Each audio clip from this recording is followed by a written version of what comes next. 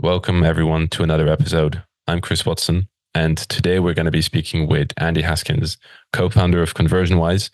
And Andy is going to share with us exactly how he got so good at viewing a business from a 10,000 foot view to solve any problem. He also shares with us exactly how he managed to build and maintain company culture even while scaling. And he also covers exactly how to properly forecast for growth. And he also shares a very unexpected yet super valuable business and life lesson he learns throughout his journey. And he shares so much more. But having said all this, I'm very excited to share this value with you today. Let's dive right in. All right. So today we have the honor of having Andy Haskins, co-founder of ConversionWise, which is a leading CRO agency in the Shopify e-com space. We worked with brands like Space Goods, The Essence Vault, Ali Abdal, My Sweet Smile, and the list could go on for hours. Andy is the mastermind behind the backend operations, finances, hiring, etc. So that's why I'm really, really excited to have this conversation today. So Andy, thank you so much for being here today. I appreciate you having me on, and I appreciate the kind intro. Mastermind's a strong word that I need to live up to. Well, it's true. It's true, definitely. So I think it's always interesting if we can go right back, at the beginning of your journey. You specialize, in, like I said, the back end, the operations, all that kind of stuff, which is typically, I would say, a topic less talked about. So if you could just walk us through your journey and how you actually got here today. Yeah, of course. Yeah, of course. And one thing, once you know me, it becomes quite apparent is that I've always been a bit of a deeper thinker, a bit more of an analytical thinker. Yes.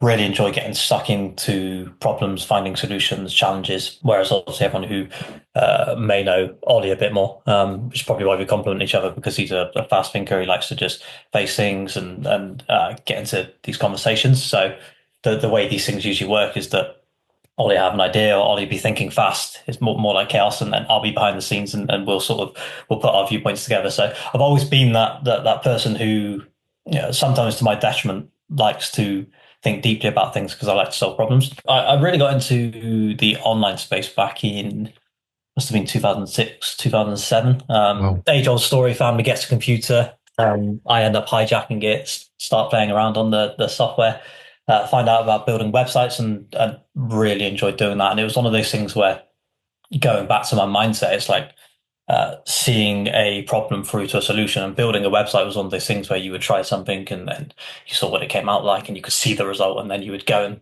add something else or see something else and see the result. So I started doing that, started tinkering with that, building websites, just building personal websites, and then found out about something called lead gen. So as every teenager wants to make more money, wants to make any money, in fact. So yeah, found out about this thing called lead generation. There was a community called the Affiliate Marketing School back in the day. And what you could do is you could build websites and sell your leads to them, and then they'd pay you for the leads. So I doubled down on that, started building my own sites, started running lead gen. This was financial lead gen back in the good days when we were getting, say, 120, 130 pound a lead, paying Google about £1 a click on financial terms. So pretty impressive. So that was really good. 2008 comes, financial crisis arrives, lead costs go up, CPLs come down. So you're getting paid £30 a lead, but you're paying £30 for a click. So it just wasn't a viable solution then. And I think being the sort of young and naive guy that I was at the time, I had blown my money that I'd earned. And I found myself in a situation where I didn't really know what I wanted to do. So went to uni, did land development, extreme curveball. So learned all about property and land and building on land, which I did use once to build my house, but that's it since. Yeah, and then it was when I came out of that I actually wanted to get back into the online space. And some people may have heard Ollie say this before, but ended up joining an online community, which turned out to be Ollie's, called CPA Fix at the time. We met each other through there. I'll give the short version. Met for a coffee, and as they say, the rest was history. Yeah, I didn't know all of those things, especially going back to uni. It's good. Sometimes you only need things once and it just helps you out massively. But yeah 2006. Yeah. It's a decision I don't regret. I met some really good people there, and we actually met one of our mentors there, a chap called Nathan. Wow. Met him through a friend from uni, and he was a guy who's been instrumental as we built the agency in helping us, because he built a telecoms company from the ground up to about 90 people in-house. Incredible culture, incredible way of thinking.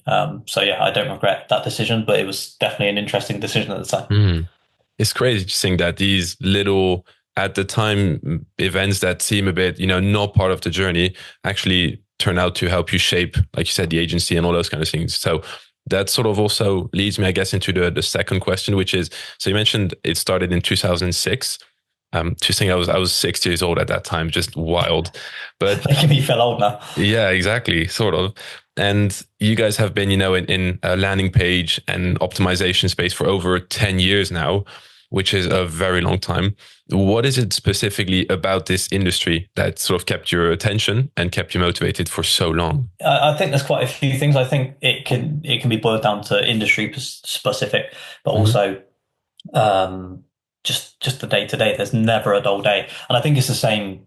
Anyone building a business, anyone building an agency life, we always joke is brutal because one day you're at the highest of the high, and the next day you're at the lowest of the low, and that's on the sales side, which I'm less involved with. But also on the upside, things go wrong, people churn, whatever. There's problems you've got to solve. I wouldn't have it any other way. But I think in terms of industry and what's going on there, I think it's an industry where you can have such a big impact to your clients and the people around you.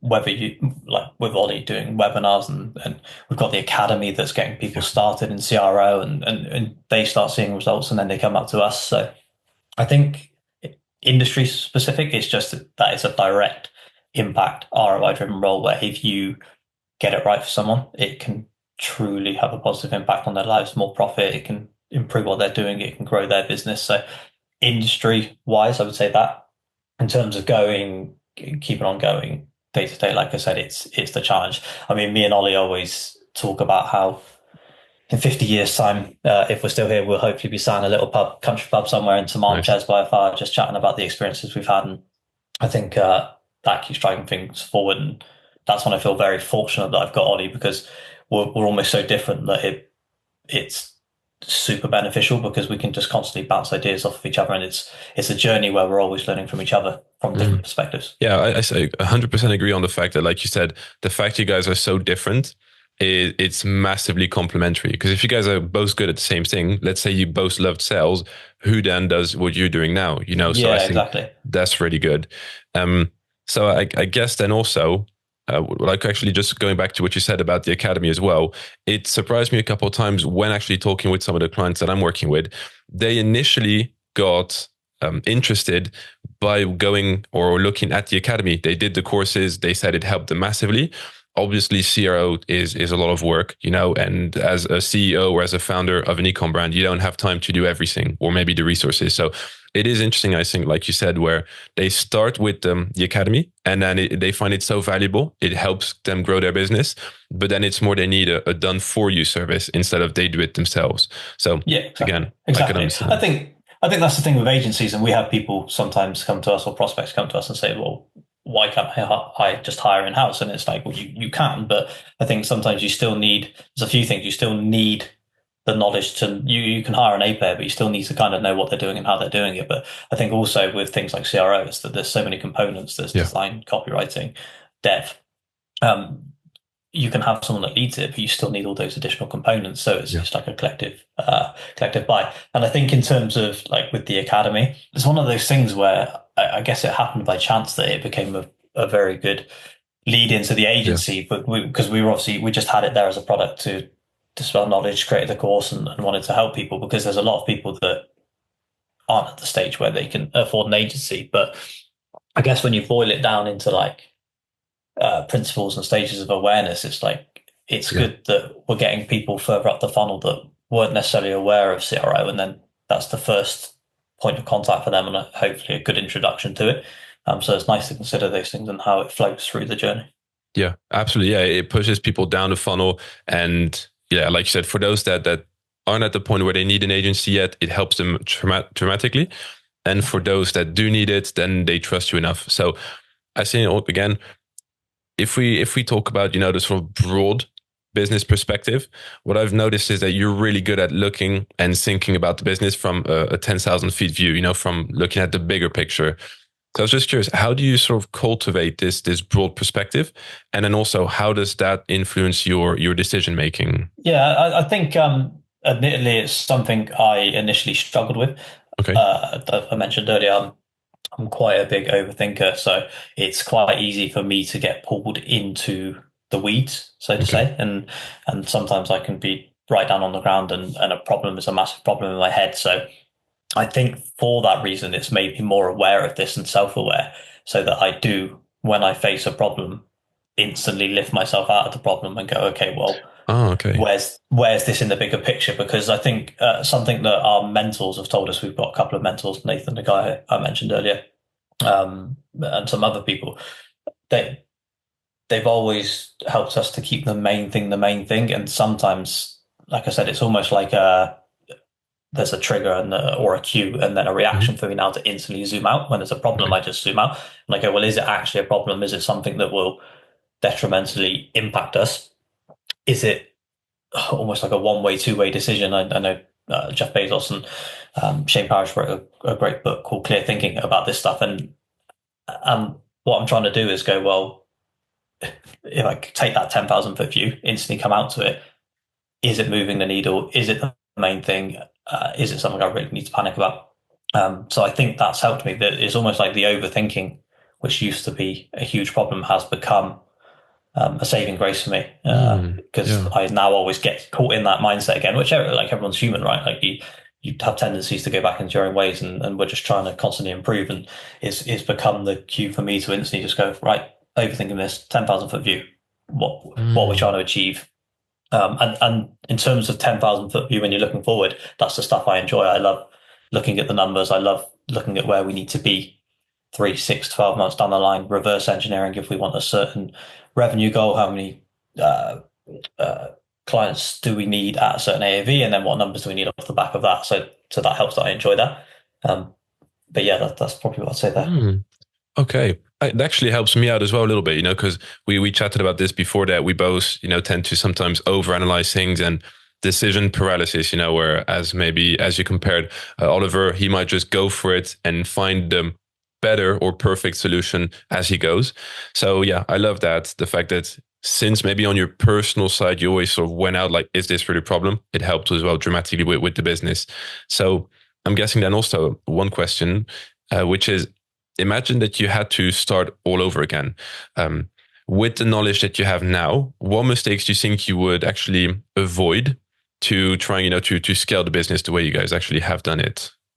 Do you know what? I think that would be one of the first ones, is to not overthink it. I think Okay.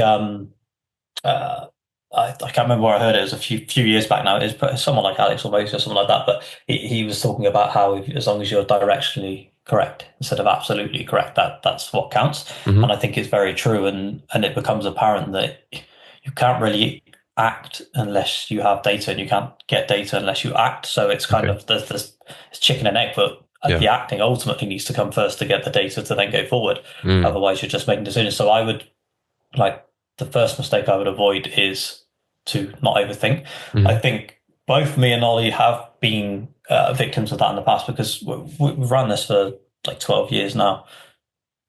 A big period of that was effectively like a lifestyle business, and there's probably decisions we could have made quicker or Okay. better in that time, but we hadn't stopped to think about where we generally wanted to be or what the main things were we needed to do that. So yeah, there's that. And then I think it would be making sure, this isn't necessarily a mistake, but something to do, is making sure that you are just focusing on the main thing. Mm. It's very easy to get caught up in loads of different metrics, loads of different problems, but ultimately, if you think about the 80/20, there's only a few things that can truly move the needle. And it's so if you're focusing on the right thing and you're moving in that direction without overthinking it too much. Now you've obviously got, can't get too wide. You've got to do some napkin math. You've got to look at Yeah. the consequences of decisions and what may happen thereafter. Again, because we've made decisions before where down the line it's a mistake. Yeah, those two things would probably be Mm. the biggest things. Okay. Okay. Very interesting. Okay. So instead of focusing on so many different things, which maybe slow you down, and also again, not making it, you mentioned Jeff Bezos, with decision one or decision two. I don't remember the exact term, but is this decision reversible? If it is, then just make it quickly. Um, so what is then in that case for you guys? What was because your mentor also, said just as long as it's the main thing, just focus everything on that. What was then the main thing that you guys sometimes didn't focus on because you're maybe, dragged into other things that weren't really moving the needle? What was the main thing? Loads of things. There's probably too many things to list, to be honest with you, because like I said, if I've overthought things, I've definitely gone down the wrong track. Things like focusing. We used to be very bad with shiny object syndrome, to be honest with you. Okay. So Okay. if we had a product idea, we would do it and we would launch it. And obviously now we've got optimized design, we've got the academy, and they all serve their purpose, and they all have A players in the right place doing the right thing. But yeah, I think we've probably focused on we've spread ourselves too thin, and we've potentially not thought about who we're trying to impact. So suddenly you're not focusing on the right thing because you're almost focusing on tactics instead of strategy. You're just like, what are the little quick wins we can get without thinking about the longevity of your decisions? And again, when it comes to the scale we're at now, when you've got team members and you've got people to look after and people looking after you, those decisions have a greater impact because if you're too busy chasing the wrong short-term decisions, then you're going to find yourself coming unstuck down the line.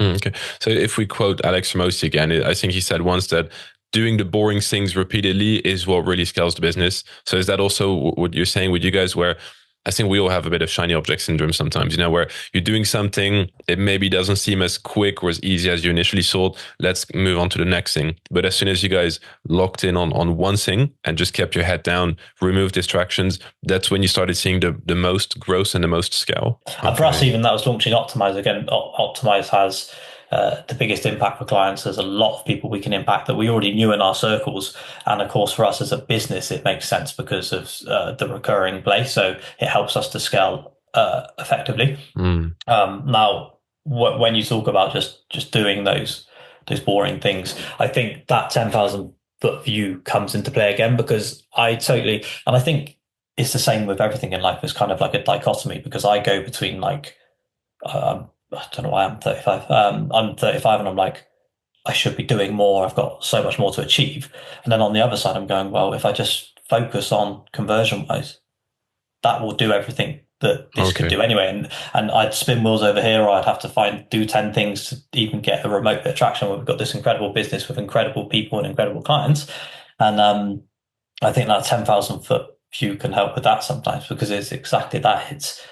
And it's not boring, I guess. Like I love what I'm doing, but it is that if you just focus on what works and keep that main thing the main thing, then even though you may not see it straight away, again, we've built this over 12 years to become an overnight success. Even though you might not see it straight away, it soon compounds once it starts moving. Just a question, actually, I was wondering, you just mentioned, like 12 years for an overnight success. When you look back now at you started 12 years ago, all of the work you guys have put in, the ups and the downs, when you look back at it now, do you look like, wow, this is really impressive? Or since you've been in the business every day, you got used to it, but you maybe got desensitized to this sort of massive success that you guys have?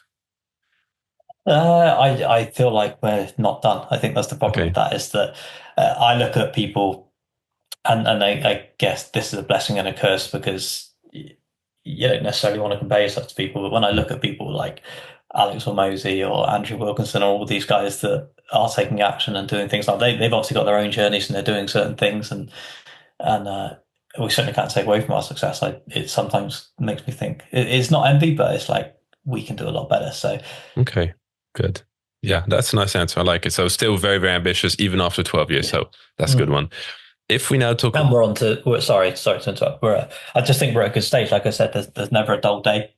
We're all enjoying what we're doing. We've got this incredible team around us now. You, Carl, all the guys. So if anything, it's just getting funner as it goes on. Yeah, true. Yeah, I would say that the foundations have always been very strong, but even stronger now. And I think it's just interesting to see like a pyramid. The foundations now are very, very powerful, and just see how higher and bigger it can scale. So definitely interesting times ahead, I would say.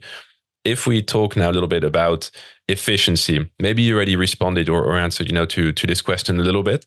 But on the topic of efficiency, what are, with your experience when it comes to operations, scaling, maybe even hiring, some processes that businesses often overlook, but that could often really dramatically help them scale better? I think first things first would be to have a grasp on your numbers. You don't necessarily need to overcomplicate it. It can be sort of napkin maths, so to say. But I think it's hard to really be able to efficiently scale if you don't really know where you're going. If you don't Okay. have targets to try and hit that you reverse engineer, then it's pretty hard to do anything efficiently. Because one thing we're doing and I'm doing now is I'm constantly looking at where we want to be, where we are, from a numeric perspective, and how the margins look and how that scales with us. We can't really make decisions if we don't do that. And it's the same, it's decisions on both sides. So we can't speak as a marketing and sales outfit about the ICP we're going for, the AOVs and LTVs, and the clients we need if we don't know those numbers. And then on the upside, we can't be looking ahead at who we're going to hire, when we're going to hire, the budgets we have to hire if we don't know those numbers as well. So I think that's probably number one. And just based on experience, I wouldn't overthink it because I've been known to get caught up in that too much. It's just like rudimentary maths. Where do we want to be? How do the margins look? What would it cost us to get so and so? Let's go do. And then you just keep reporting on those KPIs and moving forward. I think, can you just repeat the question again? Because I've gone off on a. Yeah, of course. No, I was just asking what are the key processes that businesses that they often tend to overlook, which could help them be more efficient with how they scale. I also think, okay, yeah, so foundation and infrastructure, and you probably know this better than anyone, ConversionWise as an outfit is still, I would say, a scrappy agency, in the sense of we're bringing in A players and A players bring in their own things, but we've always sort of over-indexed on culture and personality when hiring. And I think a big mistake of ours actually initially was it was like we'd hire someone because they were incredible, but they were a good personality. But it was almost like blank canvas. We'd go, okay, well, we've hired you. You've got expertise. Go do. And I think that potentially slowed us down a bit. I think if we'd had a foundation where it was like, well, here's your first 30 days with us. Here's who we're working with. Here's the goal with our client. Here's the goal as a business. And these are the processes we have in place, which you can help us to optimize. I think that's helped us certainly in the last sort of 6 to 12 months. I think without that, everyone's kind of doing their own thing and there's no right or wrong way necessarily, but there's no congruence between everyone. And then that starts to show on the front end with clients and deliverables and results. So I think if you know your basic numbers, get your sort of foundation in place of what you're trying to achieve so that when people come in, it's not just a blank canvas. They have a framework to work within. Of course, they can help to improve that. That's the whole goal of it. But I think there needs to be some direction and they need to understand where the business is trying to go, not only for the business, but for their own idea and their own progression. I'm definitely going to rewatch this section because there's a lot of very, very interesting answers you just gave. And yeah, I would just love to take notes on that. Maybe a dumb question, but I'm just thinking, as you talk about, forecasting and you need to know your numbers, let's say for smaller agencies that don't know, for example, okay, we need X amount of sales calls, which our conversion rate is 2, 3, 5%, whatever. So we can estimate, the revenue we need. For agencies that aren't at that point yet, what would you recommend they do? Or is it just a question of going through the reps and with time, your numbers, which you then can use to forecast? That's one thing I probably should put a caveat on is that none of this is romantic and we didn't do it for a hell of a long time. So, okay.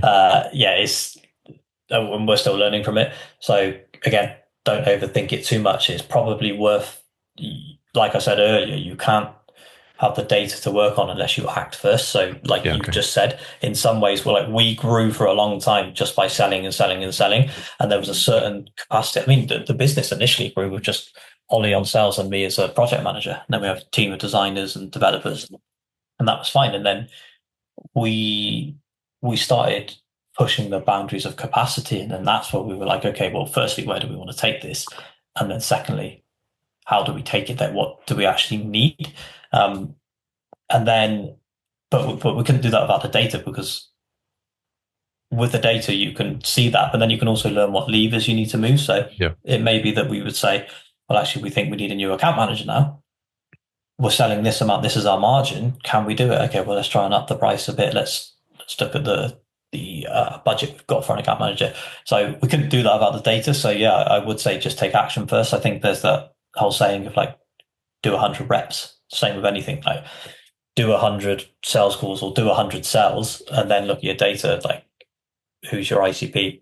You also need a general idea, but who's benefiting most from your product as an agency? Because you may have quite a broad ICP at the minute. I don't know if you're a CRO agency, an SEO agency. It may be that you're kind of selling to anyone that needs SEO, but then you may find that there's a certain type of client that benefits more, which should have a longer LTV with you or will pay you more. And again, it goes back to 80/20. It's the same with marketing. Like when we're looking at our metrics on marketing, we're going, okay, well, maybe LinkedIn brings us 1,000 visitors, but only 10 convert. Yeah. So if you look at that first metric, you think, wow, 1,000 visitors. But then you do a YouTube video and only 100 people come in, but 20 of them convert. You can kind of start to see. And then when you go further down the funnel, you can start to see that the people that come from YouTube are maybe warmer clients, they stay longer, they're bigger brands, whatever it may be. But yeah, I think you've hit the nail on the head by saying you do need to act first. And I would maybe say that saying rings very true of doing the 100 reps, getting the sales in. And it will be a slog, but you'll start to pick things up on the way and just look at those small details on the back end, which can accelerate your growth instead of just focusing on the wrong metric. Focus on who has the longest LTV or who's the better client or who's getting the bigger results, and then double down on that. As usual, I love the answer you gave. And it's funny how every answer you give always just makes me have more questions. So maybe next time we should have like 5 hours in front of us. But I was then wondering if, you said at the beginning it was just you and Ollie, and you then obviously you need to start hiring to start scaling. How do you then at the beginning hire well enough or people that have enough experience so that you can delegate enough tasks to them? How do you hire these people when you're not, an established business that everyone knows and that wants to work for? It's more unknown. How do you share that sort of vision to these people? I think as long as you've got I think a lot comes down to painting the picture of where you're trying to go and where you've been. And again, I think it can be, it doesn't have to be romantic. I think people quite appreciate that there's different types of people. There's people that are going to love coming in at the foundations. And like I said, our business is still scrappy and it's still chaotic, but there's people that love to come in and shape things and mold things. And if you position it to them like that, they'd love that. There's others that want to come in and just know that everything's there and ready for them. I think we were very fortunate. We had a friend who had a couple of people he had let go. Long story due to his business closing. So we hired them. We knew them. He recommended them. So that was a lot easier for us. Like I said, we do over-index on personality and culture, and I still massively believe in that. But I also do think there's an abundance of talent out there. There's a lot of people that can have a big impact that are doing amazing things. And whilst they may not have already, I think if they show the right willing, then they'll be the right person. And I don't think you can overthink this sometimes. Obviously, we've made bad hires and we've got rid of them just as quickly as we've hired them. And I think that's one thing, because you don't want to hire someone that brings the rest of the team down or ruins the culture. If there's mistakes being made, warn them, rinse, repeat. But the risk of taking someone on and it going wrong is quite minimal. So I think you just have an abundance mindset. You take action, you hire someone, rinse, repeat. And again, the sticking point, as long as you've got the right vision and you've painted the picture correctly, like I said, you'll get some people that love that and want to be a big part of the journey, and they come in and they integrate themselves very well and they have ideas and they help to integrate them. You'll have some that are just wanting to push forward. And it may be that you're not ready for these people over here. You hire them and it just doesn't work out, but then you move on to the next. Okay. Yeah. And very interesting, I find. And like you said, maybe in terms, this is me overthinking, where I would think people only want to join an agency if everything is perfect and it's all figured out. And why would anyone want to join at the starting stages? But with your experience, say again? You've seen ours. Ours isn't perfect. It's far from it. I don't think any agency is ever going to be perfect. True. Yeah, true. But it's interesting what you're saying with your experience, especially like at the beginning stages, people want to be there. Maybe they want to be able to set their foundations for an agency that's going to grow and scale then. And you also, mentioned with having the right budget for hires and just having a roadmap, for how you want to scale. In terms of capital, Yeah. Did you want to say Oh, anything? sorry. I was just going to say, like, just in terms of that as well, one thing I probably should have touched on is like you can never pay too much attention to culture. And when I say culture, I don't mean like perks of like having a site in your office and all this good stuff. But I just think sometimes like people will join something that is fun and that is heading in the right direction and that rewards them for their progression. Like if they're a big part of the journey and they're going to get rewarded for it, especially in the early days, if you bring in key players that do or are going to have a massive impact, then they need to be rewarded for it. And once they're in on that journey, um, they need to be shown that they're a big part of it. Yeah. And I don't remember with who I talked who sort of shared this with me, but often people they're either incentivized financially, but then also it's not socially, that's not the word at all, but maybe being publicly, rewarded sometimes, or the fact that I think he mentioned that having a salary increase for some people isn't as important as seeing, for example, you're junior from a senior, because everyone knows that now you're senior, so you get that sort of respect, if that's the word you want to use. And I think some people might also like that, just think, okay, more people know that I climbed up the ladders, which Hmm. people that have been there maybe from the beginning, they just also want to know. So like you said, Yeah, I think it's really maybe case by case. Some people want to join something where it's maybe a little bit more established. Some might want to join when you can still build the foundations and be there early on, and they also see the vision. So again, it's one of the hardest. I'd say it's one of the hardest parts of an agency at scale. It's people, and that's just because people are emotional creatures, like we all are, and we're all different. We've all had different journeys, and we've all been through different things, and we all have different goals in life. And there's no one size fits all for any of that. And again, as we're scale, like as we've scaled past 50 people, we've learned that very quickly. mm, Um, and it's, I think, for us next is making sure we've got a more integral HR lead in because we've still been acting on it as founders and we're very close to the people in the business, and that will remain the same. But there becomes points where you really need to understand everyone and their motives because like you say, not everyone is the same and not everyone has the same desires. And some people don't even care about money. They just want security in general, or they just want a sense of belonging, or they just want to have fun. Or so, yeah, I think it's quite important to know that stuff. And I think there's probably one thing, again, nothing to hide, not being romantic about this. Sometimes we fall short of. We hire someone for the culture and the personality, but sometimes we then don't try to or get to understand them enough to know what direction to go in. So I think it's a very important thing.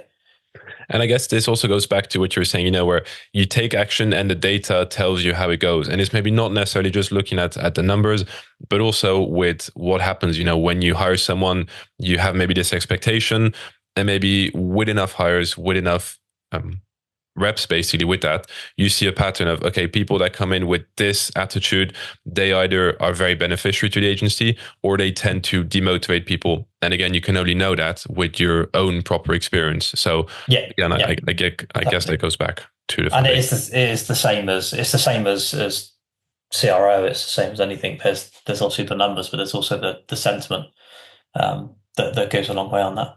Agreed, 100%. So if now we talk a little bit about, capital allocation as well, you mentioned maybe you guys are looking into having someone that's really more focused full time on HR. That always just goes back to, planning on hires, estimating growth, those kind of things. You've managed, to, especially I've seen it, I joined a couple months ago and I've seen how quickly and how well the agency has scaled. I'm guessing that goes also a lot, with understanding capital allocation, having a strategy. You mentioned reverse engineering the strategy. What strategies then do you recommend for businesses to then optimize their capital allocation? Maybe it varies per industry you're in. Maybe CRO is specific. If it is, what's the sort of strategy that you have then used? In terms of what are we uh, optimizing for, or what are we looking at when we do it? Is that what you mean? When you're looking, let's say, for your 1 year or your 2 year goals, I might be wrong here, but I'm guessing there's something, with capital allocation, you're saying, okay, we need to put X amount in hiring, we need to put X amount in marketing. What's your approach then to, okay, this is our goal in 1 year.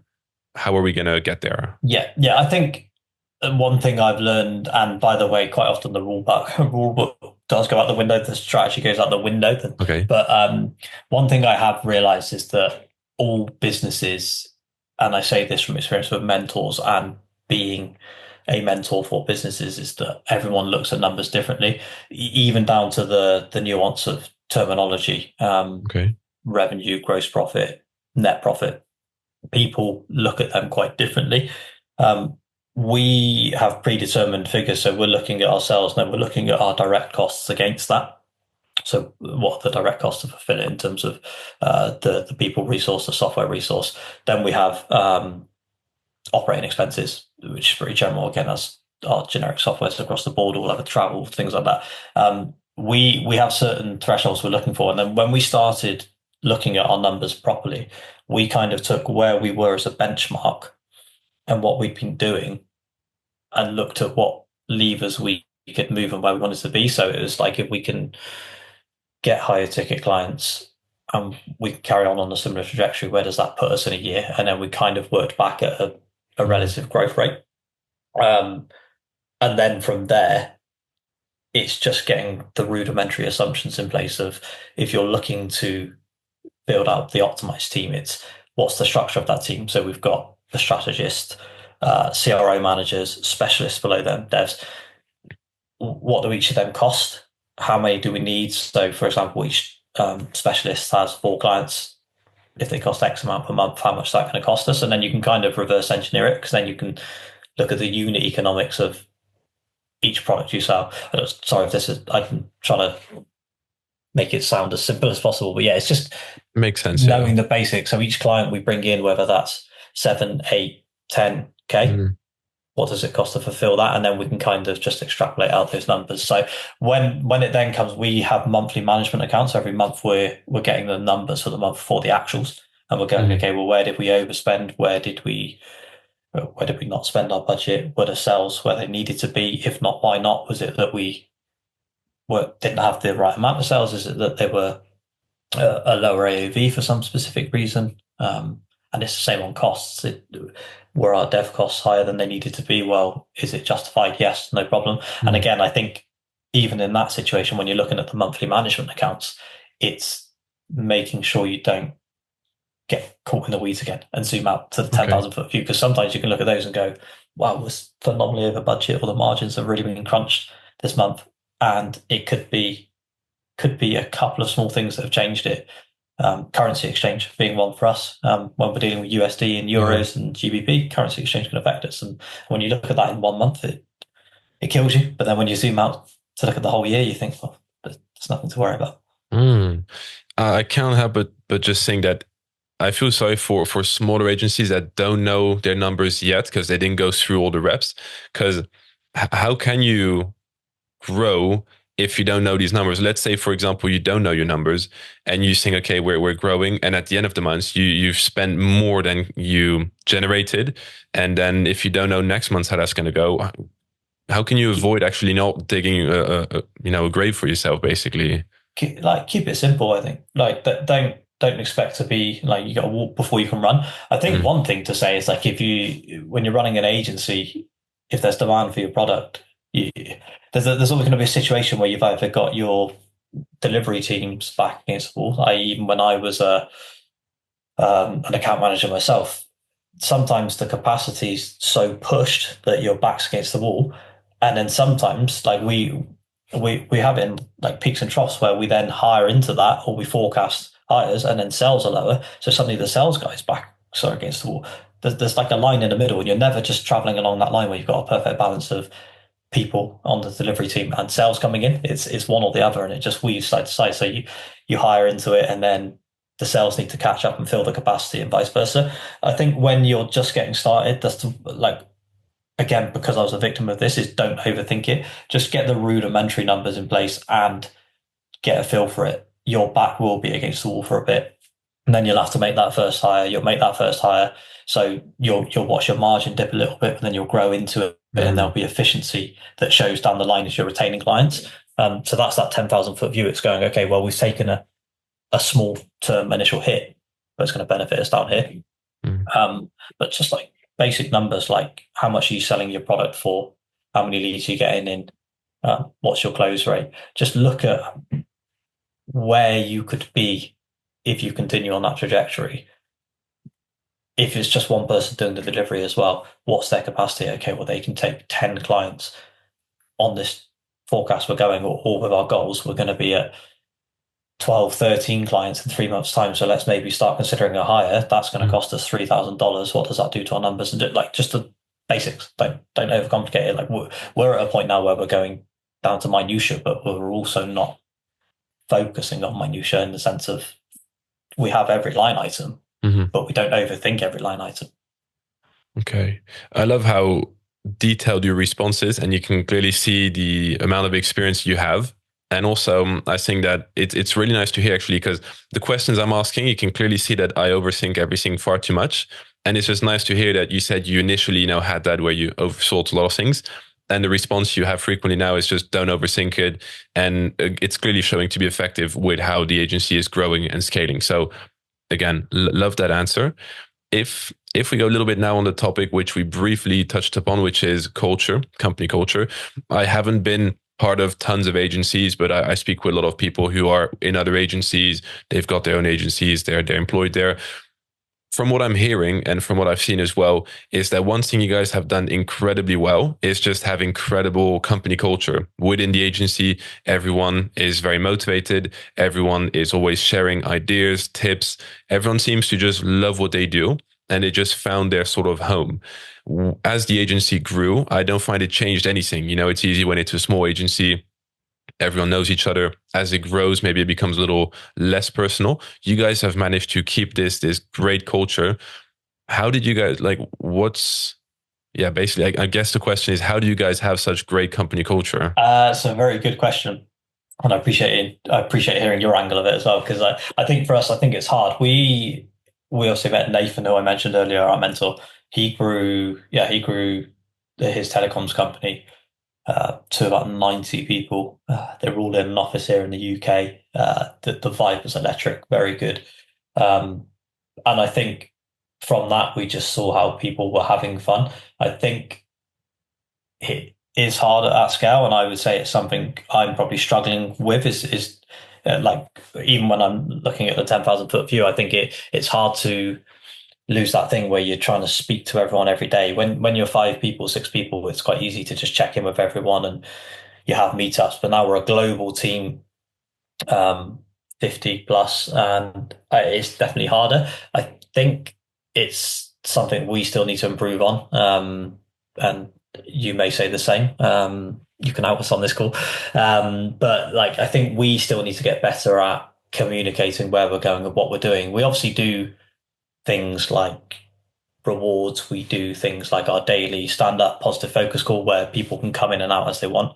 We, sort of as mentioned earlier, we over-index on personality and culture when we hire. A lot of people would probably advise against that, and they want all sorts of qualifications and things. But I think the fact we do that helps. And then one thing we've been very lucky with, and I think has helped a lot, is we've hired certain people in certain roles that well versed in the industry, and they know a lot of people, so they've then pulled their friends in, and that's helped because it's almost like an environment where they all know each other. They feel more comfortable. Then they see that, like, I would say we're not too strict on things in the sense of they can see that they can make mistakes, and as long as they're accountable for it. Again, there's a book by Jocko Willink called Extreme Ownership that back in the day was one of the first books I read that got me hooked on reading again. And Ollie finally read it probably 6-7 years ago. And I think we both, as we've grown, just really doubled down on extreme ownership in the sense of we all make mistakes. We make mistakes every day without fail. And it's just taking accountability and owning up to them. As long as you do that and you're in an environment where you're allowed to make mistakes and you own up to it and then you come with a solution and you fix it, then that's all we can really ask for. So I don't think that's probably quite a convoluted and long-winded answer, but it's a relatively relaxed thing. We don't micromanage. It's just more get the right people doing the right things and try and let them have fun whilst doing it. Definitely. And it's a very interesting answer, I find. Also, I think I remember very well, Carl, so the head of Optimize. I remember when I just started, like I say, my first official agency role. I remember where I was definitely feeling the pressure, because working with big brands, and you don't want to make mistakes, obviously. I think that's just normal. I remember he said, like, if you make mistakes, that's okay. We all make mistakes. Don't stress about it. And I remember that really stuck with me because it really put a lot more, I was a lot more confident then because I was like, okay, I might make mistakes. Obviously, you never want to make mistakes, but it can happen. And to know that you're not going to be punished for it. You're not going to be threatened or anything like that. Just definitely gives a lot more confidence. And I think also you mentioned, with hiring the right people, which you guys are definitely very good at, is we do definitely have a lot of flexibility. If, for example, you've got an emergency, you need to go, you're not going to be able to work a morning, but you know that you're going to catch that up later in the evening. I think the fact that there's so much flexibility as well motivates people to actually do even more because you give so much. So we also want to give more instead of it being like, you have to be on at this exact time. If you make a mistake, you might get fired. It maybe puts people a little bit more on the defensive side where they don't really want to give as much Yeah. because you guys aren't as flexible. And I think that also potentially helped or helps a lot with the culture. Yeah, agreed. Yeah, and I think that's again something we picked up from a mentor was the flexible thing. So it came about by chance, but ultimately, me and Ollie are flexible and are working ourselves. So it's one of those things where we can't expect our team to be rigid in their working, and then that's not. We need to lead by example. And I think when it comes to the making mistakes, again, this is something we've learned over the years. It's not something we just stumbled upon. Like I said, all of this is just doing the reps as well and getting the data. So everything we say is just from experience. But as long as you're focusing on the fundamentals, so like as long as you're following the process of what needs to be done and how it needs to be done, and not in a like strict rigid way. If you make a mistake, ultimately, even if you miss something in that process and you own up to it, that's fine because you probably won't do it again and the process was there. If you make a mistake and you followed everything in the process, then there's other variables at play and there's nothing that can be said, right? We just take the lesson and we move on from it. So I think I think in every situation, just being accountable for the mistakes you made, and everyone's going to have situations where there's a lapse in concentration or a lapse in process, but pretty sure if you hold your hands up, you're not going to do it again because you want to remain congruent with what you've done as well. Like you don't want to be seen to be making that mistake again after you've owned up to it. So Yeah. as long as you're accountable, you're not going to do it again. Agreed. And I also think that there might be one part to it, which is if you have this culture, like I said, great culture that you guys have, people that do not fit, imagine, you do hire them and they do not fit. It's almost like an automatic filtering process where people that don't work that way or that don't like it this way, they're not going to feel at home. Everyone's going to notice it and it's going to automatically filter the bad hires if there are any. Yeah. And again, even like bad hires could just be that it's just not a fit for them, like you say, and that'll naturally come to pass very quickly. And that's not necessarily on us or them. It's not a problem. It's not always going to work. I think as long as you're looking at things with a mindset of abundance, there will always be talent that wants to work with you and you want to work with, and that's all that really counts. 100% agreed. Yeah. Maybe you already answered this question a little bit throughout the interview, but given, your diverse experience, again, years and years of business, and also mentors and, maybe other ventures, you've got tons of experience. What would you say, some life lessons or some business principles that you believe to be universal and timeless? I've definitely answered or mentioned a few. People will probably get fed up with me harping on about them, but I think one is to not overthink anything, Okay. just to take action on things, get the data, and then make decisions from there. Be accountable and take extreme ownership would be another. And I think that also stands true in anything in life because even in business, as a team member, it stands true, but also when you're speaking to clients, it stands true. Like you need to be honest and accountable to things. I think as long as you're honest, it's one of those things where I don't think people can really get mad at someone who's honest. I've seen it Mhm. firsthand. I've seen it firsthand personally. I almost hit a cyclist off of his bike about a year ago. Okay. and when I was driving, and it was just that I was going to turn left, and he was coming down the left hand side, and I almost hit him off, and he was not happy with me at all. But I just held my hands up, and I was like, "Look, that was an honest mistake. I didn't mean to do it. I obviously would not want to hit you off your bike. I'm not out here driving around to do that." And his guard instantly went down. He was like, "It's no Okay. problem. I know you didn't mean to do it." And it's like one of those things. I think you can get quite far in business and in life by doing that. So yeah, don't overthink. I guess that pairs with the 10,000 foot view. Don't get caught up in a Mm. problem. Be accountable. Oh, it's a very good question. This is another thing I think I mentioned earlier in the call as well, is notoriously bad at thinking of answers on the spot, which is funny that I'm coming on the podcast, because you probably notice a difference. This way me and Ollie work so well. I think he's the fast thinker. I'm more like a slow thinker. I'd like to think about my answers. So it's a very good question. Those are the two immediate ones that come to mind. There's probably many more I could think of. But well, first of all, yeah, every answer you've given is super valuable. So you're clearly very also good at just quick thinking. But I also think maybe if there are too many, it's difficult for people to really stick to them. And you've mentioned, the same ones quite often, but I think it means that they're just so important. And if you get good at those, the rest sort of figures itself out. Like you said, if you don't overthink it, you're just gonna do the action, which means you're just gonna get the responses, regardless of the field you're in. If you just put the reps in, you're gonna get the response. Having ownership or accountability, you're just gonna, like you said, people maybe expect you to lie or to be aggressive, like with the cyclist, for example. You blame him, he blames you, no one's happy and nothing really moves forward.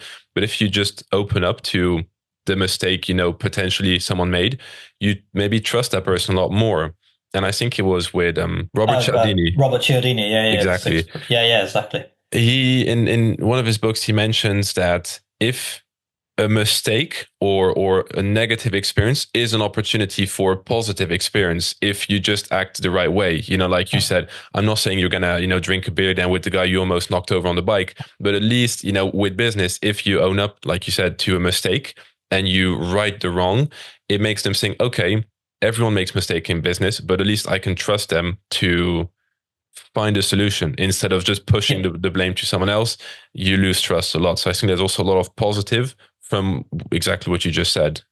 Yeah, exactly. And I think you've probably just you've hit the nail on the head there by saying it's the way you perceive and frame things. Like ultimately, and I think that the mindset shift I had with this, I think it was Brad Sugar's, is he XPO or something like that? He wrote the book How to Be a Billionaire or How to Become a Billionaire or something like that. And he said in that, like, life is, the sooner you realize life is just a series of problems, like Okay.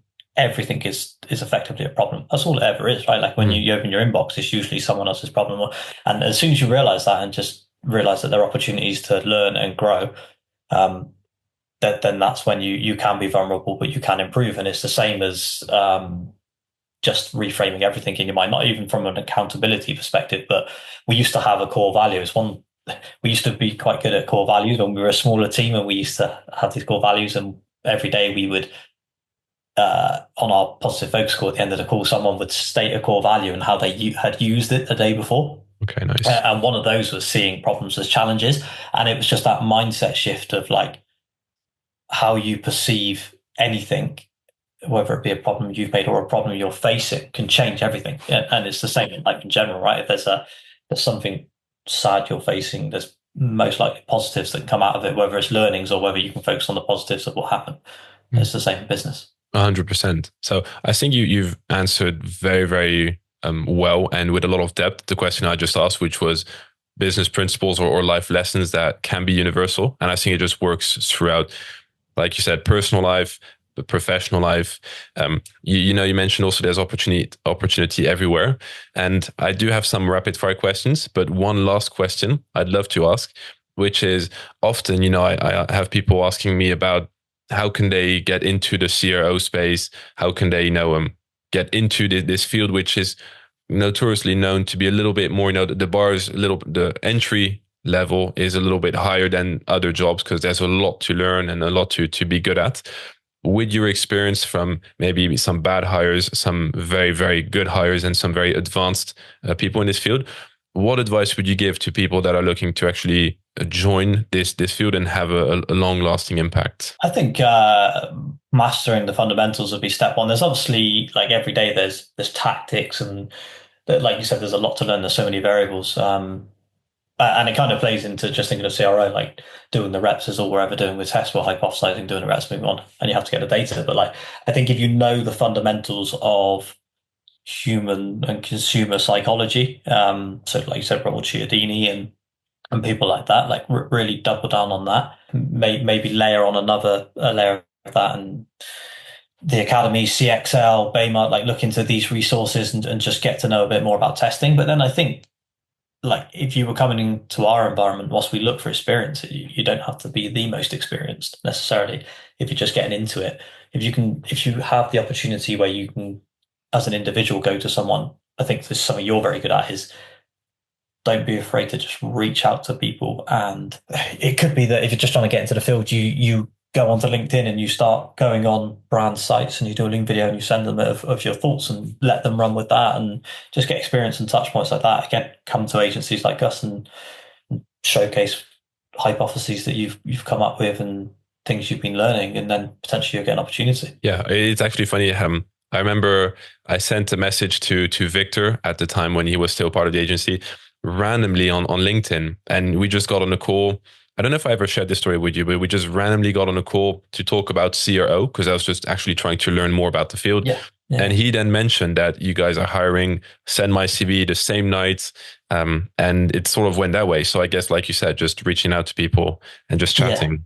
Yeah. I remember you stood out just because you sent a really cool candid Loom video of yourself, just saying who you were, and it stood out, right? And this is what I'm saying. It wasn't that you were 10 years in the CRO game and knew all these things, but you were clearly willing to and still do clearly showcase the willing to learn. Yeah. And even now, like you're doing this podcast, you're speaking to all these incredible people. I was just smiling a bit because I remember, I don't think my previous boss would like to hear this, but the Loom video I sent, it was a startup and they have those little, boxes where you can make phone calls and the noise is completely canceled out. I went in one in a corner and that's where I recorded the Loom because amazing. Time is of the essence. I have to send it quickly. And even at one point, I remember he just peeked and he looked at what I was doing. But I just had to send it that day. So that just made me smile a little bit more. Taking the risk. I love that. Exactly. I love that. I think just going on that theory as well, it's like sticking your neck out and just taking the risk like that. And I think I mentioned this to you the other day, but like a really good read on that is Rejection Proof, where he goes through 100 days of rejection challenge.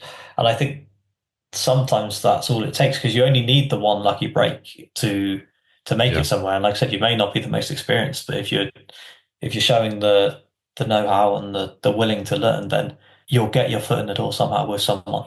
Exactly. Yeah.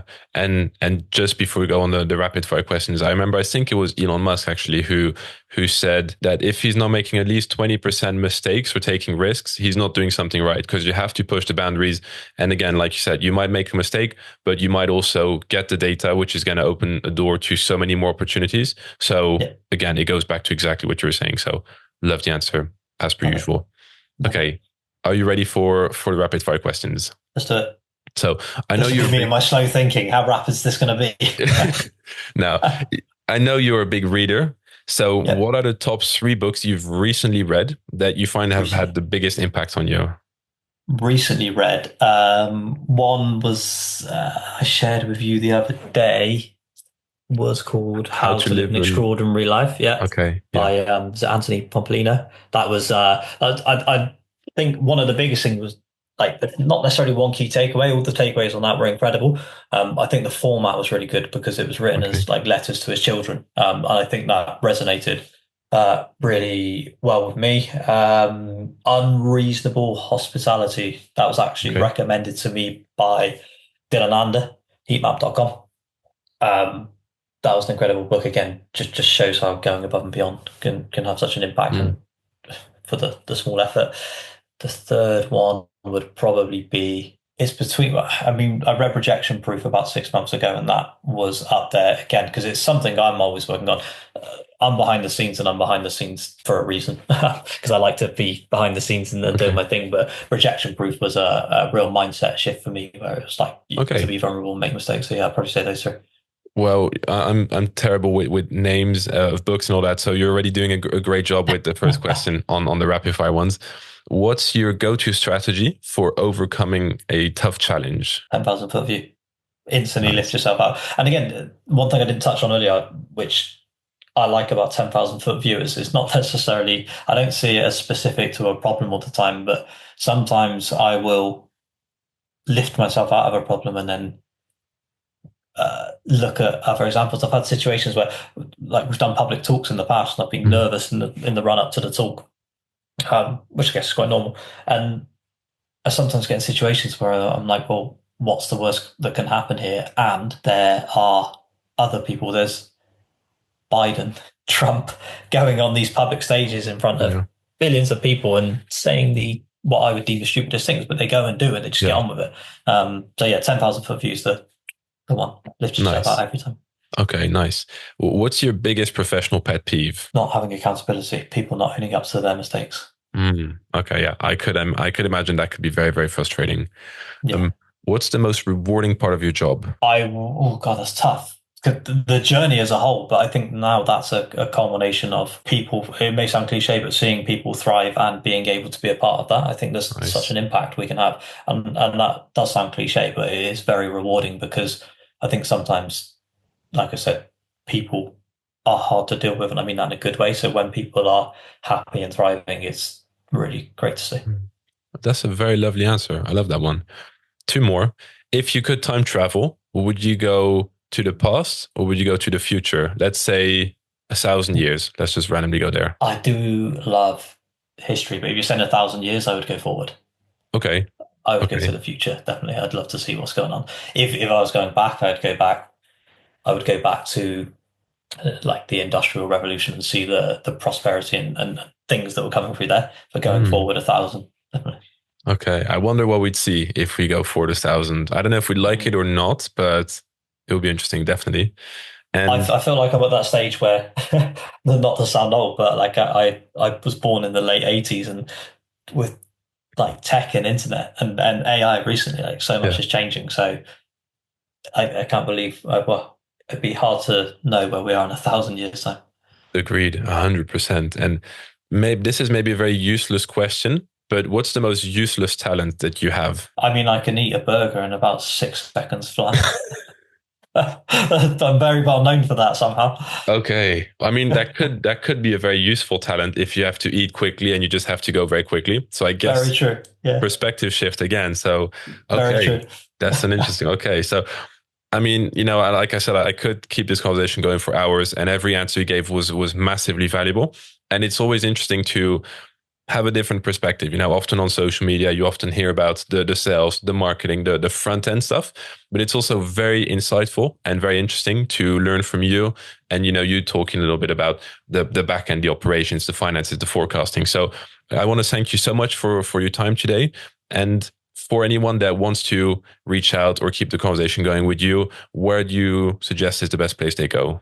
I am terrible on social media. This is why I feel so fortunate to have Ollie because he's incredible at it. Okay. But I am on X, Okay. just I think it's just Andy Haskins, LinkedIn. Otherwise, look out for Ollie on YouTube. Look out for Yeah. you on the podcast, and I'll be behind the scenes somewhere. Sounds good. Okay. Well, Andy, thank you so much for your time. Loved it. No worries, Chris. Thanks so much.